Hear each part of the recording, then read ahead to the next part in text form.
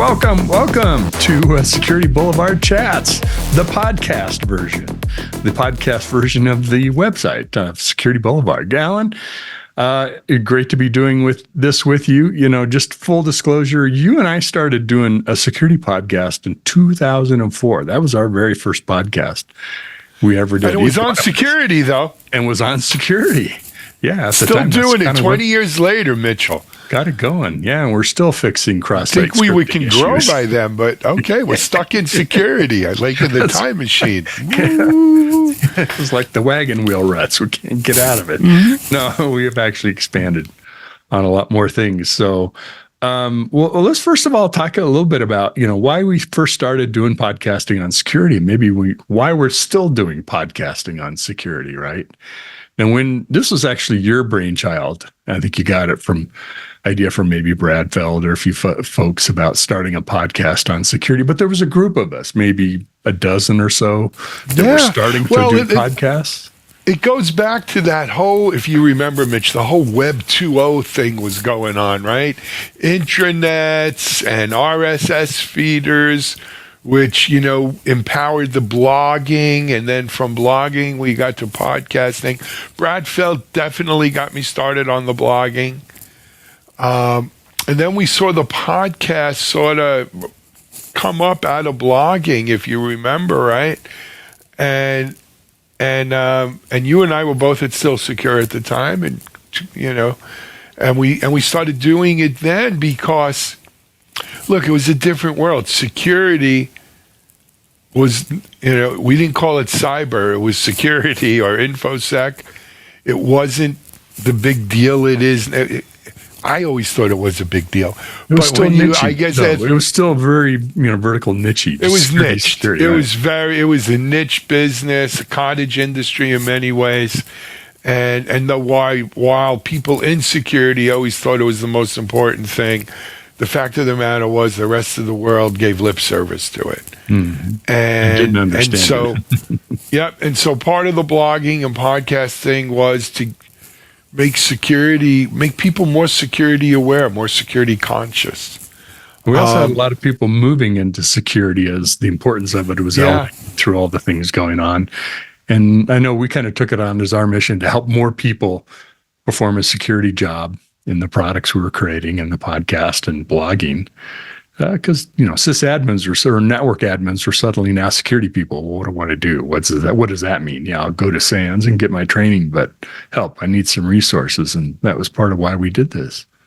I did a video interview today, Mitch, that you can probably find on TechStrong TV with the Chief Security Officer of Cloudflare. Mm-hmm. I'm trying to think the fella's name. I think it was Grant. Grant was his first name. I'll get you his name. Yeah. But much like this guy's a rock star. You'd love talking to him. But he's about our age, I guess, Mitch, maybe a few years younger. But he's been in security since the late 90s. Grant Borzickas. Mid-90s to late 90s, 30 years. Grant Borzickas, I think is his name. Right, Grant Borzickas. And Grant went to school got an accounting degree. Mm-hmm. Not an engineer, not a coder. Perfect for security. You know how he got into security? He bought books. He bought books, real, and not ebooks and not Kindles. He went to the bookstore, he'd read a book, and when that was done, he'd go back to the bookstore and buy another book. And over the last 30 years, Grant's been a CISO for about 20 years, including at two of the largest banks in the world. He's worked for some nuclear power companies. And now, of course, he's Chief Security Officer at Cloudflare.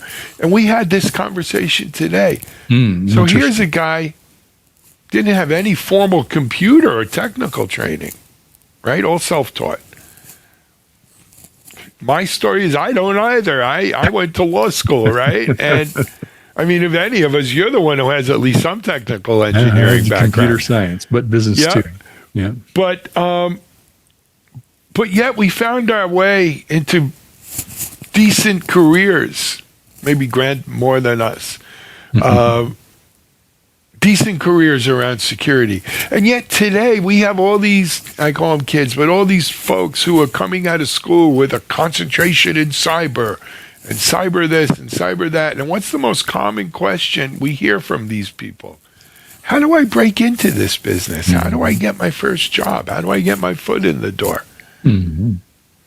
And it's like something's a mismatch because you got all this training, but you can't get a job.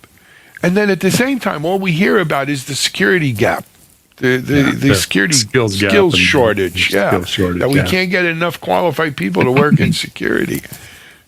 Mitch, it doesn't add up.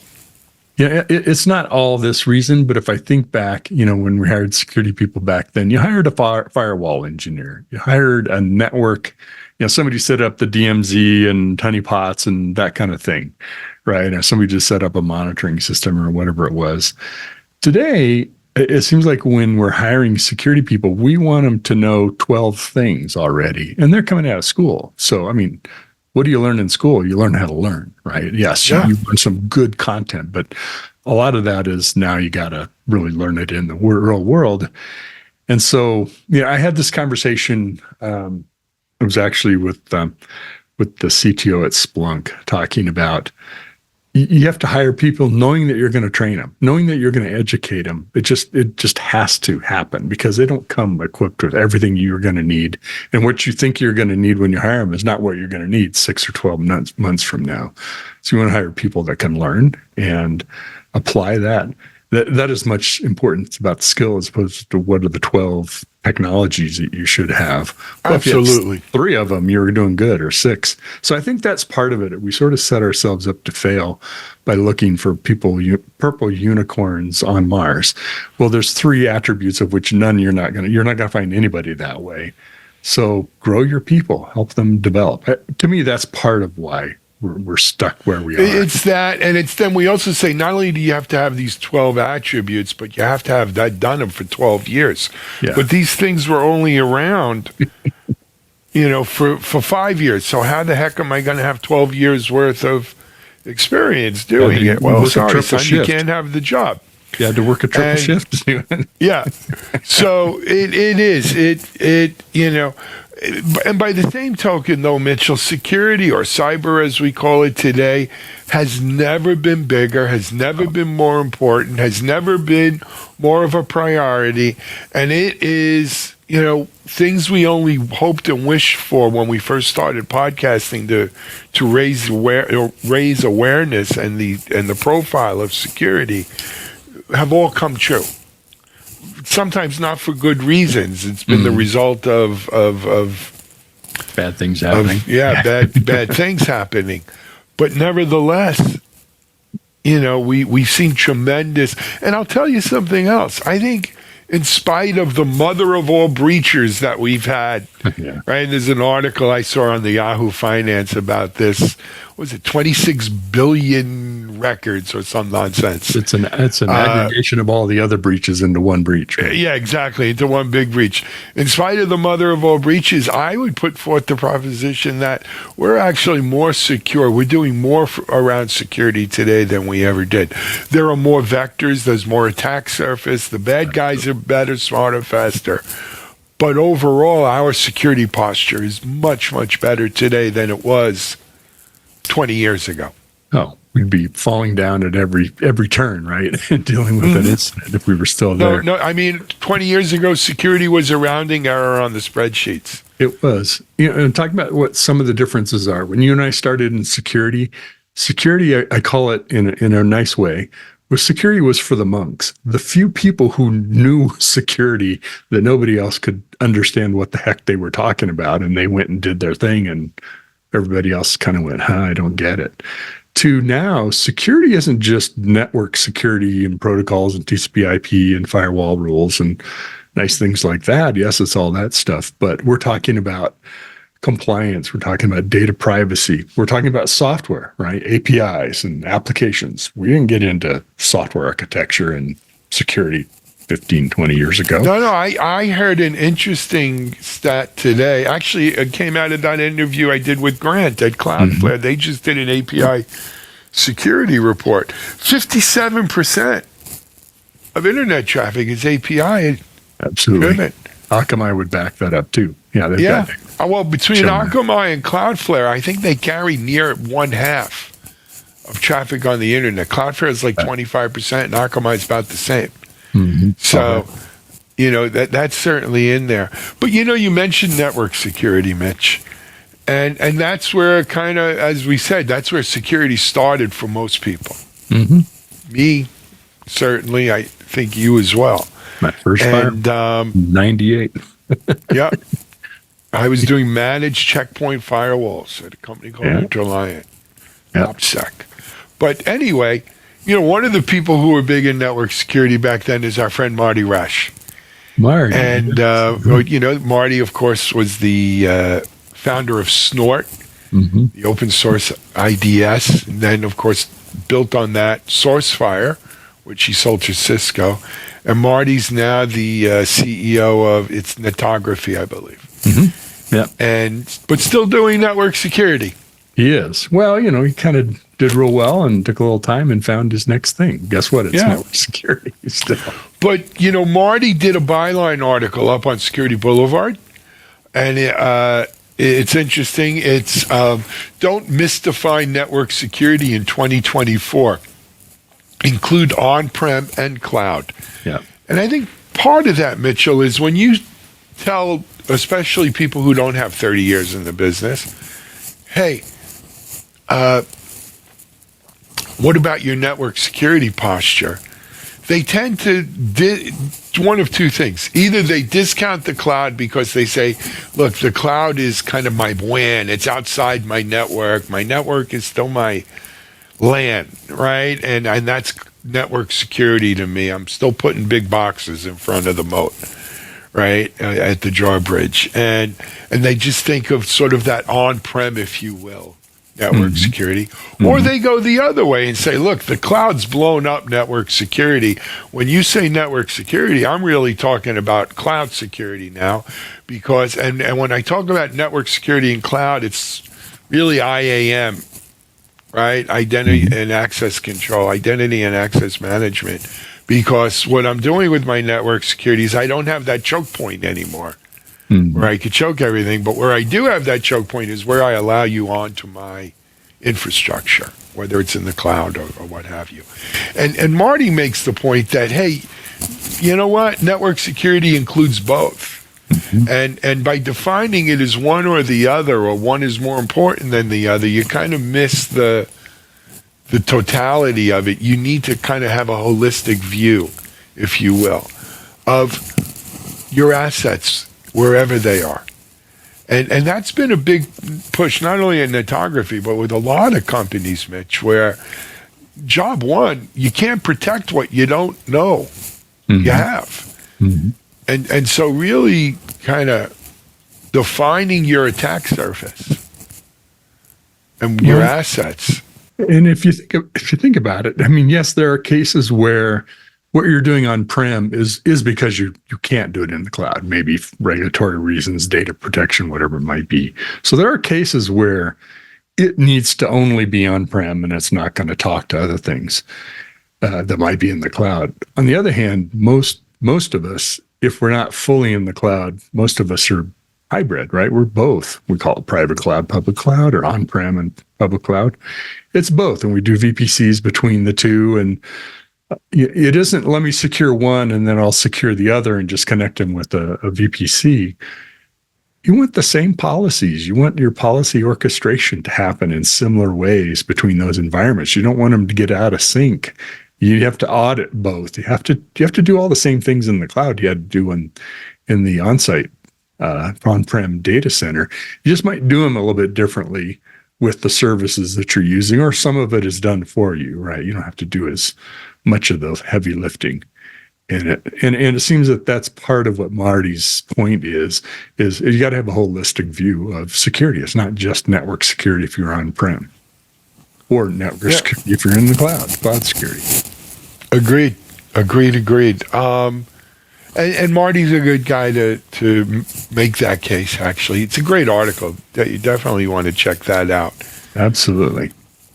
So, Mitch, going from the 20, 30-year-old network security to today, I have to bring up AI. Of course. We're more than 10 minutes in. We're allowed. Yeah. There's an article I saw, again, part of Security Bloggers Network on Security Boulevard, about the use of AI, generative AI in cybersecurity. And to me, there's two aspects of AI in security. They're kind of like binary star system that orbit each other. Mm-hmm. One is, how do we use AI, generative AI, to make our cybersecurity better? Mm-hmm. Right? How can we be more effective cybersecurity utilizing generative AI? But the dark star that circles that is, what can we do to secure our generative AI, right? It has to be secured. We have to make sure that the information in there, doesn't fall into the wrong hands if it's proprietary. And, there's a whole mission of securing AI. And I'm afraid when these stars... data poisoning and new things we got to protect from, right? Yeah. Exactly. And at some point, do these two stars circling each other combine in supernova into some singularity or black hole or what? The event horizon. What do you think? Well, it's kind of one of those inevitabilities, right? So AI is happening. Generative AI is accelerating things because it's, now everybody has access to it and everybody wants to figure out how to use it. And there are people doing interesting things in security. Like, one of the first things I saw was helping you with getting information out of our systems, right? It might be an observability or security monitoring or SIM or something, but it's still hard to pull information out of those things, put it into context that you can put it in a report. Or if you're doing a incident management situation, correlate this stuff together and tell me what really matters between that data. And so people are using it in interesting ways like that for compliance reporting and for incident management. I think the next thing, to really think about is, well, the bad guys are using it, right? They're using AI to, whether it's creating fake videos and audios or using it to, find innovative ways to attack us. We have to find innovative ways to, thwart those things. And I think that's sort of the arms race of AI in the security world. It's a new, we always were in an arms race, but now we've got, nuclear weapons instead of conventional. Yeah, no, we've got the next generation of weapons there, right? Literally the H-bombs of it.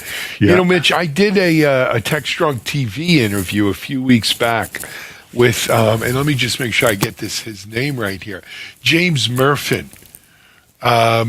And James is he's a high executive. I think he's SVP of security or CISO over at Visa. Mm-hmm. Wow. And there's a big job. Yeah, he's SVP, Global Head of Risk and Identity Solutions at Visa. And it was how the evolution of AI-enabled technology is enabling fraudsters in 2024. Mm-hmm. So first of all, people don't realize, right? Yeah, Visa's a credit card company, right? The amount of money they spend on security every year is equivalent to a small country's GDP. Oh, man. Right? They spend with billions with a B, right, on security. And they're already seeing massive amounts of AI-enabled fraud, whether it's better phishing kind of stuff, deep fake, video, email, messaging, smishing, all of that, and a myriad other kinds of traffic that are AI-enabled and, improved by AI. That's creating, and they're trying to stay one step ahead of it, give them credit, but it's going to be a battle for the next couple of years, man. There's no other ways around. I don't know what else to tell you. Or more. It's a new world. I'm not saying that the old stuff doesn't apply. It still does, but it's, it is, you put tools in the hands of people and they will do not just the expected, they'll do the unexpected with it. Right. And that's maybe it's an edge case, maybe it's one that goes mainstream, and you can't wait for it to happen. Right. You have to be engaged. So when it does happen, you can recognize it and what it is and try to figure out how it's doing what it's doing and thwart it. Yeah. And I think that's one of the things about AI, especially generative AI, is it's not deterministic like writing an algorithm. It isn't if I put A, B, and C in this algorithm, I'll get D as the answer. And it'll happen that way every time. No, I get different answers out of this. So how do you test for something in a generative AI system that is, that's variance we're going to see, or no, that's weird. It's not just, hallucinating, but it's doing something it shouldn't do. Why is that happening? Is that a security issue? That's an excellent point. Is it a security issue or is it a feature? It's because it's not supposed to give you the same thing every time. And by the way, I don't have it in front of me, but I was solicited this week with a pitch. There's a lot of companies coming out there that, their whole reason for being is spotting generative AI fakes or just anything generated by generative AI. Right? I mean, look, here at TechStrong, we've got people submitting articles all the time. And I've gotten pretty good. Our editors are much better at it, at looking at like a submitted article and say, yeah, this looks like it was Gen AI generated, right? It's too flowery. It's too whatever. But, but those get better every day. And we're going to need technology. Actually, that's what it was. It was a company that somehow was going to be able to not watermark, but watermark your likeness, your stuff. Now I remember Sandy Carter. Remember Sandy Carter used to be a SVP at IBM. Then she was a SVP, I think, at AWS. She's with a new company now, Unbound Domains or something like that. And these are W3 domains. Okay. Right? Web3 domains. Yeah. And it's really about taking control of your identity so that, they kind of put your identity in the blockchain, if you will. And I don't have by the time this podcast airs, we'll have the URL. And I'll give you the URL to that Sandy Carter interview. Yeah. But, your identifiable stuff will be in the blockchain, and you can give it that blockchain hologram is the best way I could explain it, so that people know it's authentically you and from you or by you. It's an immutable way to figure out, to tie it back to identity. Unless they hack the blockchain, which, quantum maybe, but yeah, that's a pretty cool thing. So I immediately after hanging out with her, I went on and I claimed ashimmy. I already had ashimmy.com, the domain, but that was just a regular web domain. But you could do like ashimmy.x, ashimmy.go, ashimmy.nf, whatever it is. And so I took ashimmy.go. It was cheaper than ashimmy.x. That's because just what we need is more domains, right? Yeah, exactly. But I figured let me stake my claim in Web3, right? We were talking, I think it was the last podcast we did about Web 2.0, and now it's Web 3. But it's, there's going to be we need a cyber solution around this, Mitchell, to manage IP, to stop deep fakes. We need it for a lot of good reasons.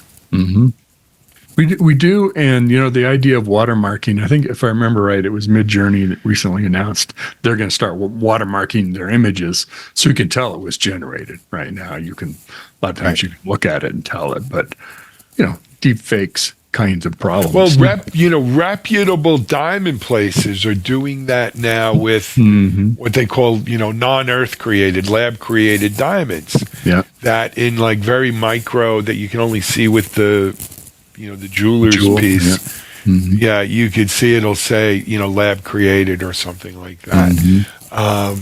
Because you really, and I don't know enough to know what I don't know, but supposedly you really can't tell a lab diamond from an earth diamond, because they're made in the same kind of process, except one is done in days and the other is done in millions of years. Really good. And so there's a little difference in price. little, more than a little. But But we're going to need the same kind of things. I mean, again, that's, I think, part of just another aspect of the cyber mission that we weren't even thinking of 25 years ago. Not even on the radar, No. But, back to what we were, when we started doing this 25 years ago, that wasn't part of cyber. No. Or part of security. Security wasn't cyber. It was, yeah, exactly. Very, very different world. There was also a really interesting, I believe it was a webinar, if I remember right. There's a webinar on logging's not dead, long live logging. You still need the logs. Right. So I got to talk to you about that one, though. Oh, okay. Tell me about that. There was a webinar scheduled. Unfortunately, it had to be postponed. I think there wound up being a speaker conflict. Oh, but it's going to be a webinar coming up. I don't know if you were on the call when we were going over that with the team earlier. I did hear about it on the call. Yes. But it's an interesting concept, right, Mitch? Because when we first started doing security, you had logs. And logs we used for forensics. Mm-hmm. So you kept your logs in your log files. And then, 180 days after the attack, you found out there was an attack. And then you said, Mr. Chekhov, go back to the logs and tell me what you see there, right? And you go said, back to only these. Keep them 90 days. Right. Well, very sorry, Captain. We only kept them 90 days. Damn it, Scotty. But, but that's what we use logs for. And then, then with the advent of SIM technology, reading log files, parsing logs files, and trying to get actionable intelligence in semi-real time from a log file became a thing. My 2 cents is it never really worked because it's just still not real time. But we've gotten better with AI and with things like that in doing that.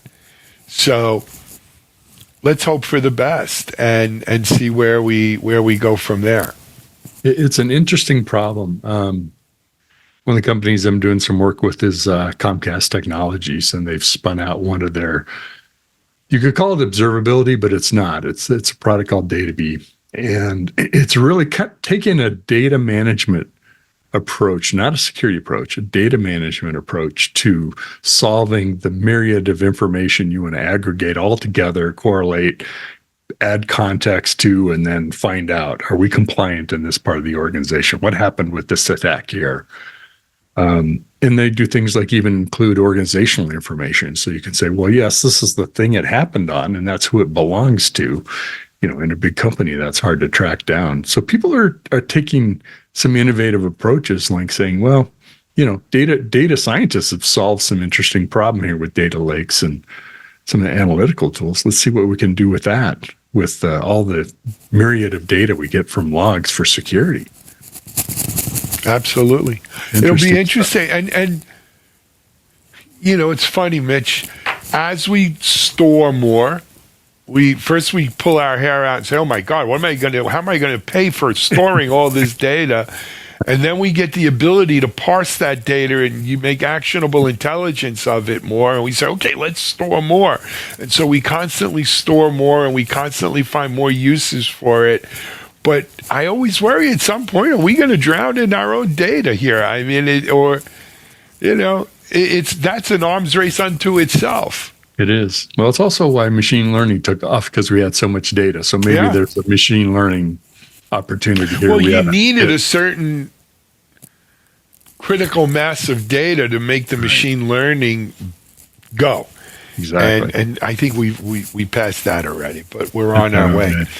Hey, Mitch, we're almost at the end of time here. I wanted to just take a little time because we didn't get into it in the beginning about what Security Boulevard Chats looks like going forward. Mm-hmm. We are the companion podcast to securityboulevard.com.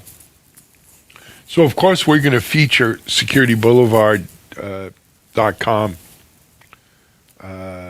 content, but we'll also feature TechStrong TV interviews, some of our Security Boulevard or TechStrong Learning webinars, TechStrong Research, of which you're the general manager and principal analyst. TechStrong Research on security, and everything else, within the TechStrong family. But we'll go outside the TechStrong, of course, sites as well, network as well. And we'll also be featuring guests. Right, it's important when we first kick these off that I think you and I sort of lay the foundation. But we'll bring people on. We should also mention that you, along with our friend Jennifer Manila, host the CISO Talk video series, which has its own podcast as well. Mm-hmm. That's once a month, where these will be more like every week. But people should tune into that. And then we're doing podcasts companions to each of the TechStrong sites. So there's DevOps Chat for DevOps.com, Security Boulevard here for Security Boulevard, TechStrong AI for our AI audience, Digital CXO for our executive digital transformation. Cloud native now. And for cloud native now, right? For cloud native. Thank God you and I aren't hosting all of those, Mitchell. We just do DevOps at Security Boulevard. But just leave the mic on record. We could just podcast. Jack us in, like what's his name? Neo. Red pill, blue pill, Neo, exactly. But Mike Vizard will be hosting some of those, and as well as Sharon Florentine, Amanda Razzani, Bonnie Schneider doing Echo Insights as well. Jody Ashley and Tracy Reagan doing TechStrong Women. Yep. And of course, we do DevOps Unbound as well. So there's a full lineup. As well as there's also one other one, TechStrong 55, which is really aimed at Gen Z folks. Natan Solomon will be hosting that. So we've got a lot of podcasts here on TechStrong, and they'll also be, they're all videos. You can listen audio or video. They're on TechStrong TV as well as your favorite podcast platform. So have at it. And Mitch, I'm looking forward to it. I am too. And, we've kind of applied our learnings from podcasting before and recently and said, let's more narrow cast our topics around security for security folks, cloud native for software, cloud people, et cetera. And so that's why we've kind of rejiggered and started some new ones and worked with the existing ones we have to tune it a little bit better to what our audience is asking for. And I think this is a great format. So I'm looking forward to doing more of these with you, of course. Absolutely. All right, Mitch, you want to take it home? Yeah, well, you've listened to another episode of Security Boulevard's Chats, and we thank you for joining us today. I'm Mitch Ashley. I'm Alan Schimmel. And you've listened to Security Boulevard Chats. Join us again another time.